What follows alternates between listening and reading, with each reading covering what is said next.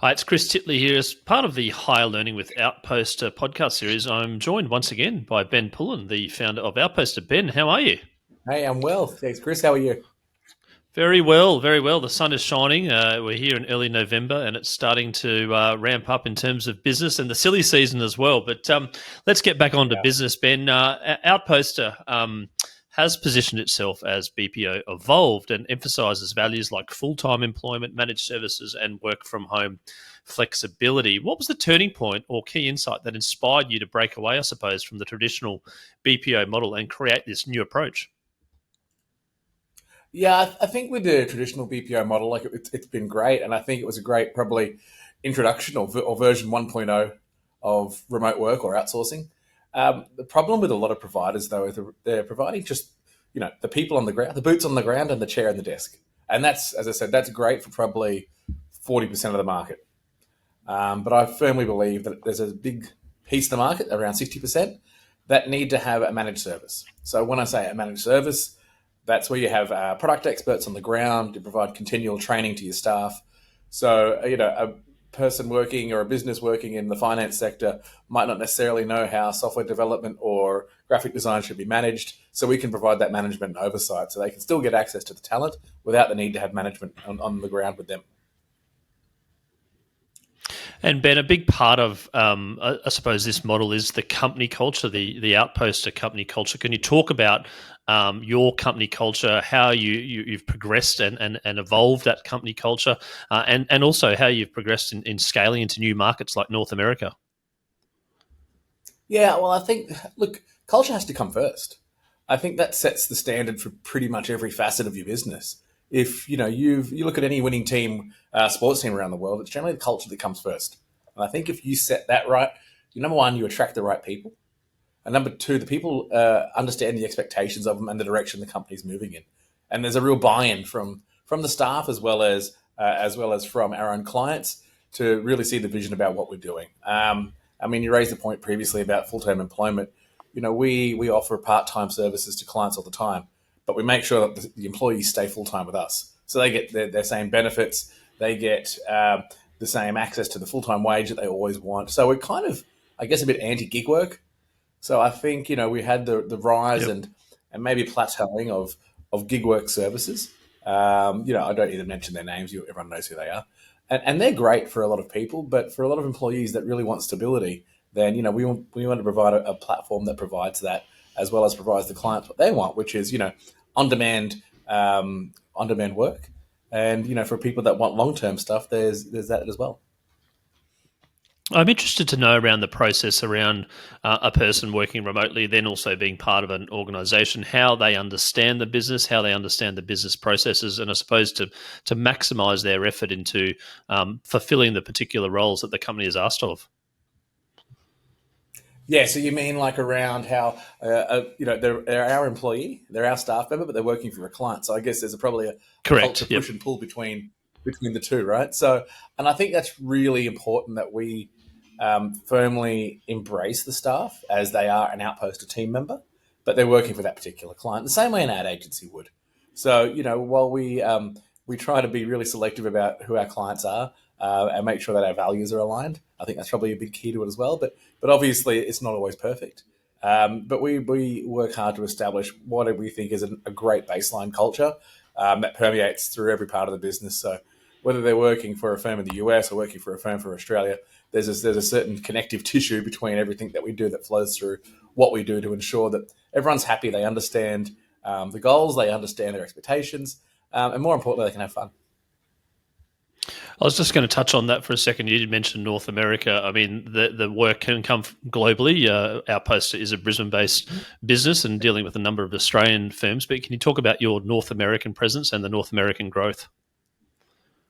Yeah, so North American market access or targets probably set up for us at the start of the year. So it was something that we worked on in through calendar Q4 last year, and then really launched it in February, March. And it took us a while. It's a bit of a Rubik's cube to try and figure it out. So there's a lot of trial and error in terms of how we approach it and how we support it. But I think in the last, I would say from June through to now to November, we've really started to hit our stride. We're seeing like really good growth over there, and I think I think the managed service is really striking the right chord because it's time poor businesses where they don't have the time to, provide the training in every instance. They don't have time to sit and, handhold throughout the onboarding stage. So we can do all that for them. So it's really a plug and play offshoring solution. And when it comes to opening up the country of the Philippines, visiting Manila recently, it's a very vibrant place, but there's also regions out there that have exceptional talent. Can you talk about how you go about attracting those talent from those regions, as well as the talent that lives in Manila? Yeah, and there's a real virtual land grab between the different mayors of different cities in the Philippines. So it is set up in that US style system where mayors get to set their own tax rates for the municipalities that they represent. So obviously, the bigger corporations they can entice or any businesses, the bigger their tax base becomes. So the problem is previously has always been connectivity, but that's getting rapidly resolved throughout the country. And there's a big push, I think, for decentralization. So you've got a concentration of great talent in Manila, for instance, but obviously that's at the expense of the provinces. So I think when connectivity catches up and power catches up and data catches up, local talent, local people actually want to stay locally wherever they can. So we do provide that. So we're pretty decentralized. We're very decentralized in terms of our the base of our employees. They all work from home. So it's been one of those things where we built it from day one pre-COVID as a work from home model. And so we were kind of set up on this journey from day one, and then COVID came and gave us a real push along. So it probably showed the rest of the world what we were talking about around that work from home can work. And as long as the infrastructure and needs are met by the local cities and local governments, then absolutely it's the future. And with work from home comes a few challenges. I suppose security comes to mind, data security, as well as IT equipment and IT, the pace, as you mentioned, in terms of internet connections, etc. How do you deal with those challenges? Look, security is our number one. Probably, I wouldn't say concern, but it's always at the forefront of our mind. It's something that we take every time we open up a new area for work, every time we onboard someone, every time we take on a new client. Security is probably the first questions that we ask. What data are you handling? Here's our protocol. So we're ISO certified 27001. So we're not just saying that we take care of your data. We've actually proved it independently. But I think when you are a business and you're providing work to a client or to a supplier like us, the chances are we'll never meet face to face. There's always going to be a certain level of trust, but you're never going to get 100% of the trust because, as I said, you haven't met fairly new relationship. So for us, getting that right at the start really sets the right tone for us. And also, in this day and age, there's many different avenues of attack around data security. So we've got to be prepared at all times. So yeah, it's something that we constantly analyze. We just had a call about it 2 minutes ago. So yeah. And speaking of getting it right, there was a recent Fair Work Commission decision which highlighted the complexities of local labour laws in regards to whether a person is a remote worker, is an employee or an independent contractor. Given Outposter's commitment to full-time work and work from home flexibility, how do you ensure compliance with those local labour international laws and regulations to ensure the employee can participate in various practices? Yeah, so I think there's been a lot of new companies start up since COVID, since 2020, where many of them have never even been to the Philippines, and yet they call themselves a BPO, onboarded staff as contractors only, so bypassing all local laws and regulations. Look, which is great for a short term or an introduction, but really, if you're going to be a business over long term, you need to have a direct entity in the country that you're operating in. For the various reasons that tectonic plates of international laws shift regularly, and if you're not registered, then you have no rights. Two, you want to look after the staff that you've got. So for places like the Philippines, we operate in India as well, but in places like the Philippines, by being a freelancer or a contractor, they miss out on contributions to their retirement fund. They miss out on accessing easy-to-use mortgages. They don't get the private healthcare for them and their next of kin, and they miss out on any social security benefits as well. So, combine that with the missing tax base then from the government itself for around payroll tax and just general tax remittances. it's a huge cost to the local economy. You're actually not contributing anything, in the macro sense to that marketplace by doing that. Secondly, it's like obviously there's a certain level of control you have as an employee versus a contractor. And with a contractor, you can't really truly know what they're up to and who they're working for. They're generally very flimsy agreements. And this is something that the Philippine government and industry bodies have wrestled with for a long time about how we treat the new emergence of the freelancers or the contracting marketplace.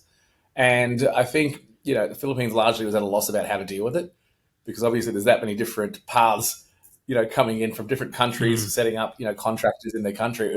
It was a many-headed beast to deal with. So I think the obligation now, like what we've seen in Australia, is it's gone back onto the employer or the person directly contracting that person. So in this instance, the case you just mentioned, it was an unfair dismissal case where the person believed that they're an employee, the company in Australia believed they're a contractor, and the Australian courts ruled that they're an employee under Australian law. So which means they get full access to the rights and protections of Australian law, which kind of still doesn't, provide any security or benefits to the staff member in the Philippines, but it does make companies think twice about how they're going to engage people remotely. Yeah, from an employee point of view, that could be very costly, as well as non-compliance. Yeah. Well, you talk about back pay, you talk about redundancies, and while both countries have mechanisms for that, they are slightly different and suited to those marketplaces. So, for instance, in the Philippines, they still won't get their healthcare backdated. They won't get any of those rights because they're null and void in Australia. They don't exist. So, yeah, I think it's an important step in the right direction to really formalise the industry, to make sure that both sides of the coin are protected, that the client's protected, but also the staff as well. So I think in the contract, that's great for the business. It's not great for the staff. And I think from your point of view, in regards to the processes that Outposter set up initially, that there's a comfort level from an employee point of view that they are gainfully employed and they've got the comfort, I suppose, of being a registered entity in the Philippines, and you've obviously spent a lot of time in Manila yourself. Yeah, and I think that's probably the important thing too. If you're serious about engaging an offshore team, there's no way that you'd do it via contractors, which have limited control. There's no benefit to the staff member and tend to have a shorter tenure with the employer because obviously as an employee, the longer you're engaged with that company, the better your benefits become over time. With a contractor, there's no guarantee, there's no mechanism for that. Now, it wouldn't be a podcast in 2024 without talking about AI. The evolution of AI in not only just business processes, but also affecting various industries. I'm interested to know from your point of view on the BPO industry in general and also Outposter, how you are using AI, what you're thinking about AI, and also some threats and opportunities. Yeah, so obviously it's been a source of existential dread or threat or crisis for the industry. I see it as a positive and always have, simply for the fact that I see it as an augmentation tool rather than a replacement tool. So when you say that, you take, for instance, a person in customer service writing, short to long form responses to clients on complex issues. The ability to be able to copy and paste that or integrate it into your system, an AI service that rereads it or rewrites it to suit the local market or your intended audience, I think is huge. So a person with a productivity of 90% now goes to 100 straight away. A person with a mistake rate or an error rate of, let's say, 70% now goes to probably 95%, no issue. So I think that's where it smooths out the edges. I see it more as a sandpaper. It smooths out those rough edges of the workforce but it also increases the speed as well. So I think that's important. We use it. We've integrated in our own system. We built proprietary software called Cap1, which we use for our recruitment and our staff management and client management. And we basically pull in every CV that we receive, and it spits out basically a summarized version of who that person is, their status, and it also rewrites the job description. So it's basically just increase the productivity of the people that we've already got. An example of that in my head from your point of view would be when a client signs up to Outposter to hire some, maybe a team of 2 or 3, and the ease and pace at which that you can offer those candidates would be is pretty important. It's pretty paramount. The quicker that you can actually find talent to get things off the ground, I suppose, the happier the client would be. Is that a fair assumption? Yeah, that's a fair assumption. And I think for me, sales onboarding has always been about speed and preciseness, right? Have we covered off all the points and how fast a client comes to you? They don't come to you before they have a problem. They come to you when they have a problem. So the longer you take to solve that problem, the worse it is for everybody. So when a client comes to us on our database, we've got thousands of vetted applicants and candidates and employees. So as soon as that job gets in there, it gets matched using our AI algorithm to match the best candidates for that role. Basically, we can onboard in the space of half a day. When it comes to areas like customer service, as you mentioned, the increased productivity tool, how educated are people of using AI tools now? And I suppose the ones that are educated will be able to enhance customer service and enhance the overall ability for a client. Yeah, I think with AI, if you're not using it, you're losing. So I think the more that you integrate it into your business, the better it will be. I think there's a base level where everyone's using AI, to rewrite that email, to help, word that document, all those sort of things, right? Or search an Excel formula, and that's great. But I think that's really the tip of the iceberg. I think it's the parts that you don't see. It's that connectivity between data sets. It's the connectivity between people and clients and staff. I think it just shortens the amount of time required to do the things that we used to do. And Ben, if we were to repeat this podcast in 12 months' time, where would you like to see the Outposter business? Look, I think for us, the medium term, so talking about 12 months, the medium term growth for us is continued our growth out of Australia. So North America, as I said, has been really great for us so far. I think the EU market is there, but I also think too, we're discovering new sources of talent and we're testing them all the time. So I don't think it always has to be Philippines and India. We're looking at other places around the world, depending on the skill sets that are available and the people that are available. So I think for us, I'd like to see us have more diversity in the people that we're working with from a talent perspective, and also grow that geographical footprint for us from a client servicing basis. And then from a types of roles, are you seeing some evolution in regards to newish roles or a development, I suppose, in a particular niche?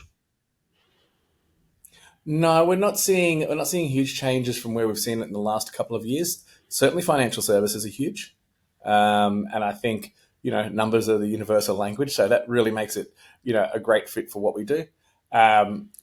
Seeing software developers, they were huge during COVID, starting to come back a little bit from that. But in saying that, there's always a demand for good people in that space. I hate the term, but the virtual assistants is a big market in the US. But we call them executive assistants because I just don't believe in. There's nothing they do is virtual. There's still a human being at the other end doing the work. An executive assistant that's a big play for us too. And I think they're the sort of ones where they see the biggest uplift from that AI augmentation. Yep, excellent. Ben, thank you so much for giving us a bit of an update on Outposter, and wish you well in the next coming period. Thanks so much, Chris. Good to talk.